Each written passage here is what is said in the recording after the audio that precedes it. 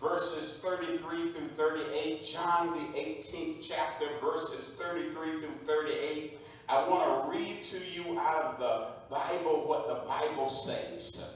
Then Pilate, verse 33, entered the praetorium again, called Jesus and said to him, "Are you the king of the Jews?" Jesus answered him, "Are you speaking for yourself about this, or did others tell you this concerning me?" Pilate answered, "Am I a Jew? Your own nation and the chief priests have delivered you to me. What have you done?" Jesus answered, verse 36, "My kingdom is not of this world.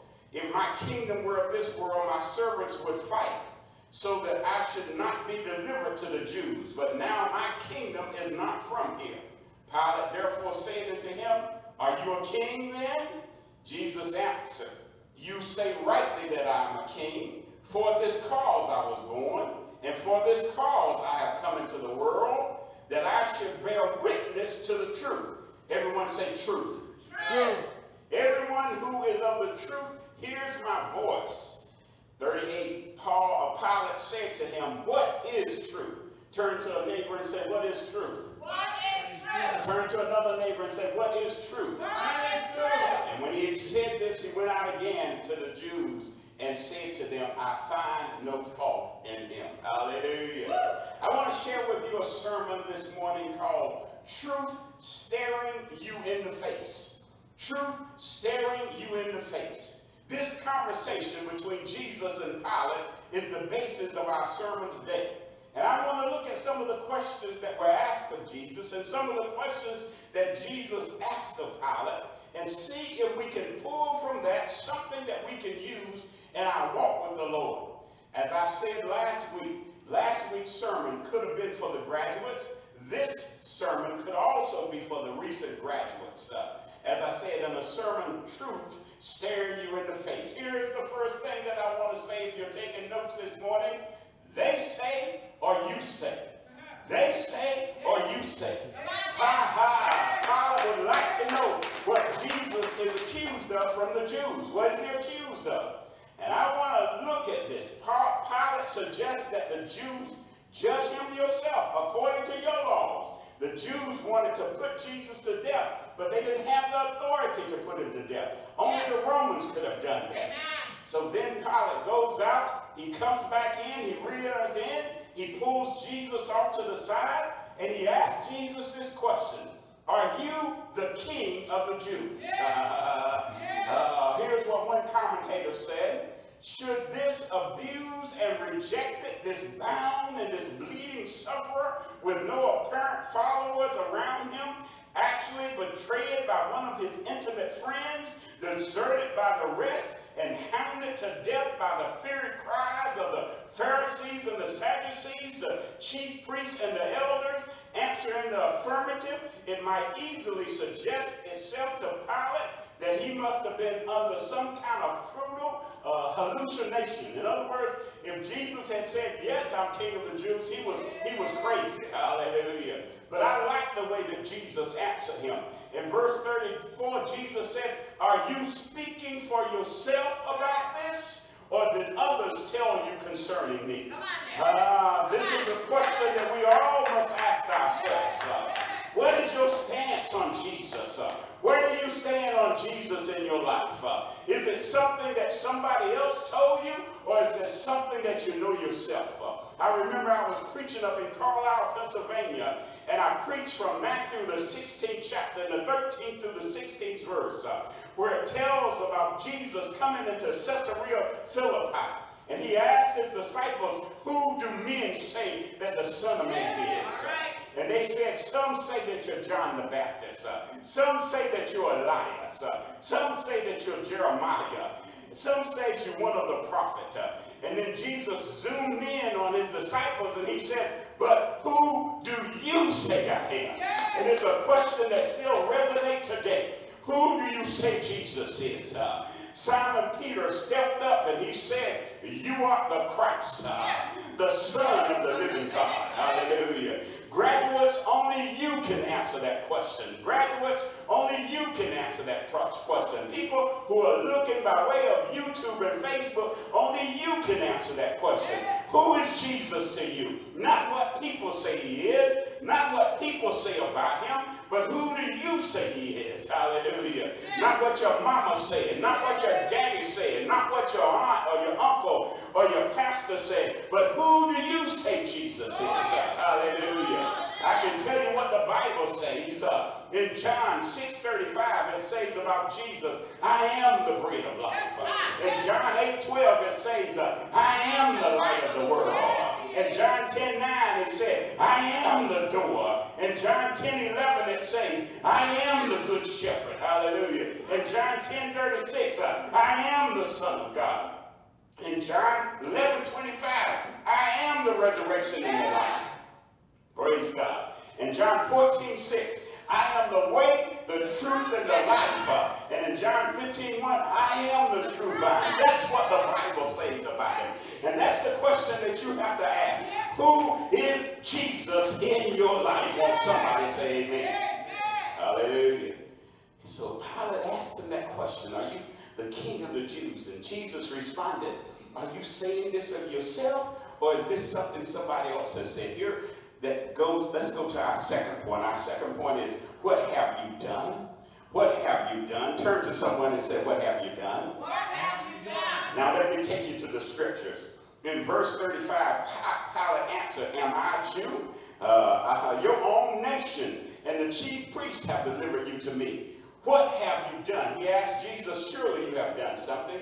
Pilate answered that question with some sarcasm. In other words, I'm not the one that delivered you to me. Your own nation delivered you to me. I'm not the one that delivered you here. Your own chief priest did this. They delivered you to me. So evidently something must be wrong. You must have done something wrong in order for you to be here. Hallelujah. But I'm here to tell you, even if you're doing everything right, the world still is going to hate you. They're still going to talk about you. They're still going to put you down. They're still going to discourage you. Hallelujah. In fact, when you're doing things right, that's when they come against you. Won't somebody say amen? John 15, 18 through 19 says this: if the world hates you, keep in mind that it hated me first. If you belong to the world, it would love you as its own. As it is, you do not belong to the world, but I have chosen you out of the world. That is why the world hates you. The reason that the world is mad with you is because of your righteous, straight walking, Bible reading, Bible talking self. When you are righteous because of Jesus and what he has done, it makes people around you unconscious, uncomfortable. They want you to be just like them. Hallelujah. If you're partying and drinking and sleeping around and hanging out with the cool crowd, then the world would love you. But they're not going to love you because you're a Bible-toting, Bible-believing, Spirit-filled, blood-washed, born-again believer. Somebody ought to say amen. Hallelujah. Hallelujah. Doing the wrong things will cause worldly people to love you. Hallelujah. Hallelujah. But try stopping all those things and start serving Jesus. Start serving the Lord, and you'll see how they feel about you. My friends would follow me anywhere. They would do before I was saved, they would do anything that I asked. But once I got saved and I asked them to come to the house of the Lord, once I got saved and I introduced them to Jesus, all of a sudden they said, we draw the line there. We used to be your boys, but we're not going to be your boy anymore. Hallelujah. As long as I was running with them and doing the wrong things, I was okay. And the same thing might have happened in your life. Hallelujah. Hallelujah. You do not have to be doing anything wrong for the devil to attack you. Hallelujah. He's walking around looking for somebody to attack. Looking for some righteous person, somebody that is doing the right thing. Hallelujah. The Bible says, tells us about David, that David wasn't doing anything wrong when he was attacked and he was on the run. Job wasn't doing anything wrong when he was attacked and on the run. And Jesus wasn't doing anything wrong when Pilate and the Jews and the chief priests and everybody came against him. Hallelujah. You take that as an indication that you're doing something right. I was talking to another pastor today, and he said, if you're not being attacked, there might be something wrong with your spiritual walk. Hallelujah. Hallelujah. The devil is always opposing us. The devil is always trying to bring us down. The devil is always accusing us. He is the accuser of the brother. Hallelujah. Just say, well, I must be doing something right. That's why things are going wrong. If anything's going to go wrong, it's going to go wrong right when you're serving God. Hallelujah. On Sunday morning when you're trying to get to church. When you're trying to watch this video, things are going to go wrong. When you're in your car and you're trying to get to where you're going, things are going to go wrong. When you are serving God, I say stand at the door and try to be an usher. You'll see that things will go wrong. Because even being an usher for the Lord, the devil will fight you. Graduates, when you get to college, you go to college, and things start to go sideways. I want you to remember that pastor said, that's just the devil. Hallelujah. Turn to someone and say, that's just the devil. Turn to someone else and say, that's just the devil. Hallelujah. Hallelujah. So when things are going wrong, remember that you're a child of God, that you belong to God, that you've been blood washed and blood by God. Hallelujah. That you're God's man or you're God's woman. Hallelujah. Hallelujah. What have you done? You don't have to have done anything in order for the devil to attack you. If you're breathing, if you're in the world, because the Bible tells us over in Genesis that God said, I will put enmity, I will put hate between you and the seed of the woman. And we're the seed of the woman. And so the enemy hates us. Hallelujah. Not dislike us. Does not favor us. He hates us. Hallelujah. Hallelujah. I'm going to go to my last point today. What is truth? What is truth? Let's go back to our scripture that we were looking at and go to verse 37. John 18:37. Pilate therefore said to him, are you a king then? And Jesus said, you say rightly that I am a king. Now remember the first time he asked, are you the king of the Jews? Now he broadens it and asks, are you a king? Jesus says, for this cause I was born. When you know what your cause is, when you know why the Lord has called you, when you know where the Lord has put you, he said, for this cause. How many of you out there know your cause? How many of you know where God placed you? How many of you know that you're right there in the center of the will of God? Hallelujah. Jesus said, for this cause cause I have come into the world, that I should bear witness to the truth. Everyone who is of the truth, hear my voice. Hallelujah. If you're looking for truth, listen to Jesus. Hallelujah. If you're looking for truth, listen to Jesus. Hallelujah. Jesus said, I came to bear witness to the truth. Then Pilate says this, what is truth? And when he had said this, he went out again to the Jews and said to them, I find no fault in him at all. Hallelujah. With his wishy-washy, blow with the wind, believe what anybody has said. Why not be a man, Pilate, and stand up and say, he's innocent? I want some men and women that are men and women that know how to stand for God and say, whether you like me or whether you don't like me, I'm still going to serve him. Hallelujah. Whether you're against me or you're for me, I'm still going to serve him. Hallelujah. I don't care what you say about me. I belong to the Lord. Hallelujah. Pilate, get some backbone and stand up. What is truth? This was a rhetorical question that he asked. Pilate didn't really want an answer because we see he didn't wait. He turns right back around and goes out to the Jews. In essence, what he was saying to Jesus, what is true for you may not be true for me. And we live in a world that is saying that today. What is true for you is not necessarily true for me. But there are some things in life that are true. I was born in 1948. That's true. I come from Red Springs, North Carolina. That is true. I was saved and born again in Shiloh Baptist Church 42 years ago. That is true. There are some truths that I know are true. Hallelujah. No matter what the world says. Hallelujah. No matter what the professor says. Oh, that was just an experience that you had. Yeah, I had an experience, but it was a living God that I had that experience with. Hallelujah. What is truth? Truth was standing right in front of him, Patricia. Hallelujah. Standing right there in front of him. Mario, he looked truth in the face, refused to see it, and walked away forever lost in his sin. Hallelujah. Miss Ollie, Pilate should have listened to his conscience. Debbie, Pilate should have listened to his wife's intuition. He should have listened to her advice. Hallelujah. They have nothing to do with this righteous man. But he did not listen. So graduates, I'm saying to you, listen to your conscience. When your conscience speaks to you, don't go there. Don't go along with this or that. Hallelujah.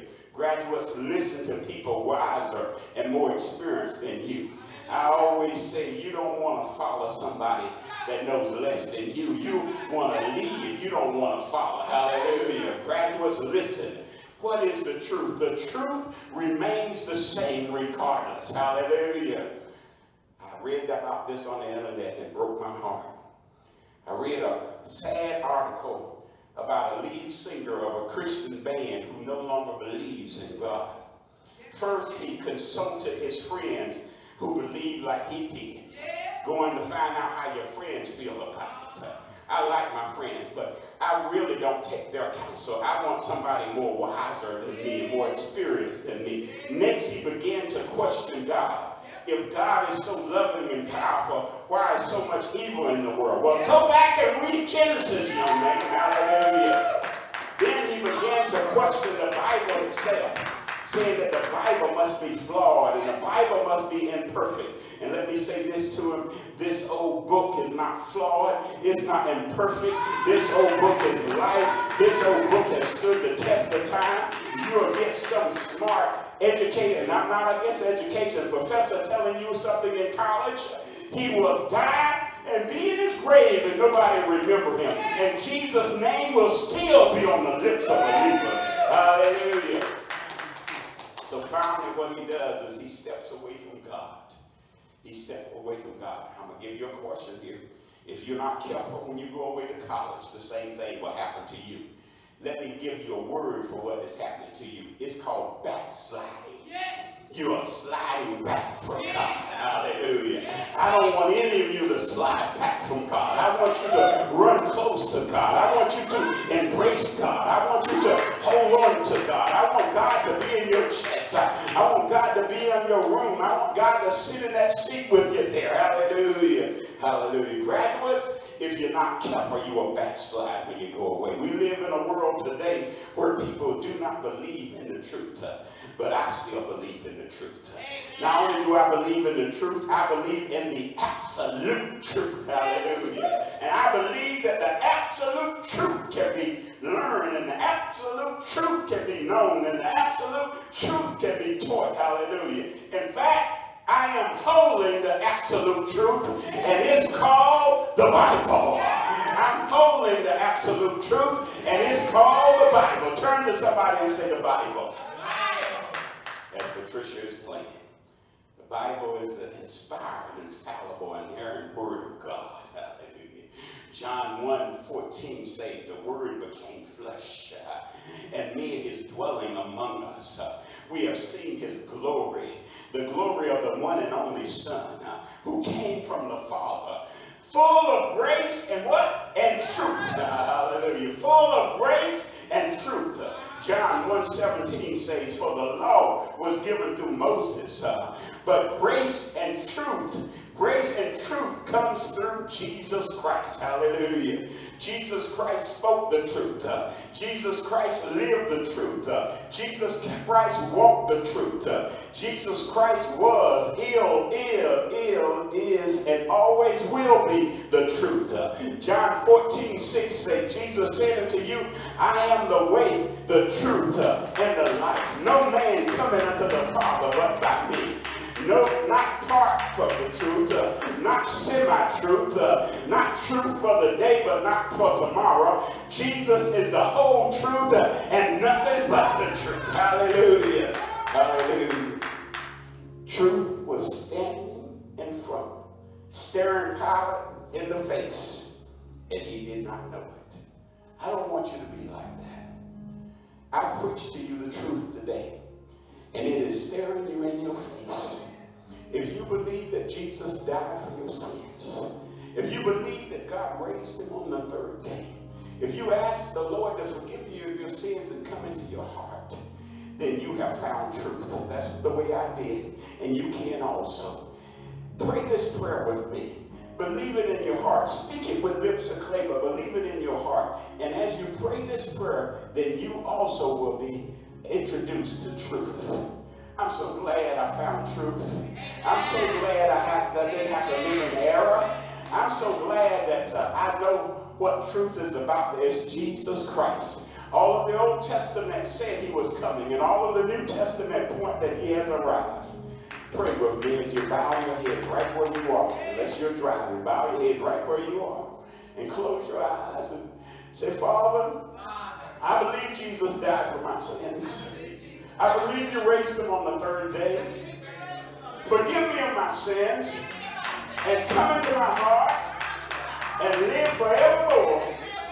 In Jesus' name, amen and amen. Right where you are, begin to give him an applause. Begin to worship God and magnify him, for you have been introduced to the truth. The truth is in your life, and now you can follow the truth. He will not let you down. Hallelujah. Truth was standing, and I would that Pilate would have accepted him, but he rejected him. Now, there's many tales that go along with it, but they say that Pilate, after reigning for 10 years, was sent away somewhere, and that, you know how he took the bowl and he washed his hands and said, I find no fault in this man, and his blood is upon you. They said that he went someplace and he lost his mind, and he was constantly trying to wash his hands, and then finally he took his own life. That's what being separated from God's will. You'll die and go to hell. Hallelujah. But if you accept truth, embrace truth, let truth be part of your life, then you'll be part of the family of God. As my co-pastor is coming, and we can rejoice together. We will see one another again. I see my mama and daddy again. I see my brothers and sisters again. You'll see your mama and daddy again. You'll see your brothers and sisters again. Hallelujah. Because truth has said that I am the same today, yesterday, today, and tomorrow, as Miss Ollie is coming. God bless you. God bless you. Hallelujah. Hallelujah for the word. Did you enjoy that word on truth? I like how the Bible says, ascribe greatness to our God, the rock. His work is perfect, and all his ways are truth. And he without And he's a righteous God. Oh, we thank you for truth. I can stand on the truth. It will always stand the test of time. Thank you for being our way and our truth, oh God. Hallelujah. Thank you that you are truth. And I believe every word that the Bible says. Amen. Isn't that something that we have of the Bible that we can go to when we don't understand and know where to turn? We can always turn to the truth of God's word. Woo! Thank you, God, for this time in your presence. Now I pray that you bless us and you keep us. Lord, make your face shine upon us and be gracious to us. Lord, thank you for lifting up your countenance upon us and giving us peace, for giving us peace, and for giving us peace. We thank you for this time in the truth of your word. God bless you. We love you. We miss you.